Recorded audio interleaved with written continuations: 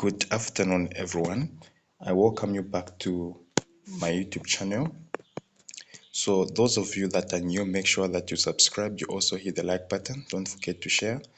And if you have a question, you can inbox me on WhatsApp, or you can leave a comment there and I'll be able to attend to you. So we have been doing red law questions, that is chemical kinetics.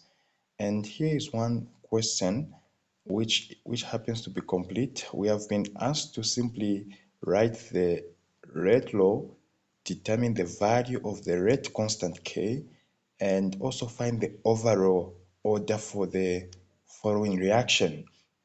So we have a reaction where we have nitrogen monoxide simply reacting with a chloride molecule, and simply produce a nitrogen, whatever that compound is. So as you can see, we have been given a table. Now, in my first video, I remember explaining to you that usually they will give you a table of this particular type, and they will give you the experiments. So they'll give you experiment 1, 2, 3, and 4. They can even give you up to 11.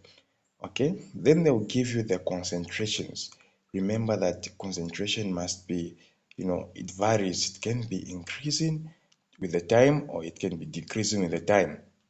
So we have the concentrations at different experiments for nitrogen monoxide, and also the concentrations at different experiments for chloride. Then we've been given the rate, which happens to be more per liter second. Okay, now how do you answer this question? So now, here with me are the solutions. So I made sure that I found that question for you, so that it may be simple, but I'm going to explain how just to find that question. So first of all, we are going to find the order. Okay, you need to first of all find the order with respect to nitrogen monoxide. So the formula for the order is simply reaction 2 over reaction 1 equal to molar concentration 2 over molar concentration 1 exponent x. So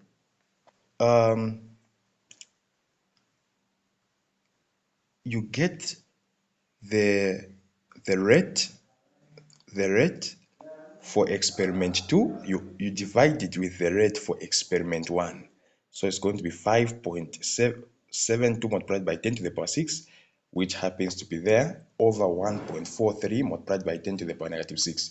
Then that is equal to the molar concentration for experiment 2, which happens to be 0.5 for nitrogen monoxide, then divide by 0.25 exponent x. If you divide the left hand side, you find 4. If you divide the right hand side, you find 2 to the power x. Now, indices, we can break down 4 so that it becomes 2 to the power 2 equal to 2 to the power x. Then it simply means that the answer is going to be x equal to 2. So now, having found 2, it simply means that the order with respect to nitrogen monoxide is simply 2. Then we go to order with respect to chloride. Now, with respect to chloride, if you check experiment 1 and experiment 2, you discover that the concentration wasn't changing. So you can't use experiment 1 and 2, because you won't see anything there. Nothing will change. The concentrations were the same, only that the rate was changing. Okay? Concentration may remain the same, but the time may be different. Okay? So instead of using the first and the second, we can use at least where we have two different concentrations. So we have 0.25 at the experiment 2, but we have 0.5 at experiment 3. We can use those to simply find the order for chloride, and that is what I used. So R3 over R2 equal to M3 over M2. And after dividing everything, I found it to be a first order. So that is a first order. Now, when you calculate it to be first order, the question is write the rate law. So rate law is equal to constant K, the concentration of nitrogen multiplied by the concentration of chloride. But then what are the orders? With chloride, with nitrogen monoxide, it was second order. So you put exponent 2 on top there, you show that that is a second order. Then for chloride, it was 1. So you put a 1 on top there to show that this is first order. So that is how you write the rate law. That is, we've answered the first question. For the constant K, remember that in the formula for the rate law, there is a constant K there. So what you can do, you can get the rate for experiment 1, then you also get the concentrations of everything in experiment 1.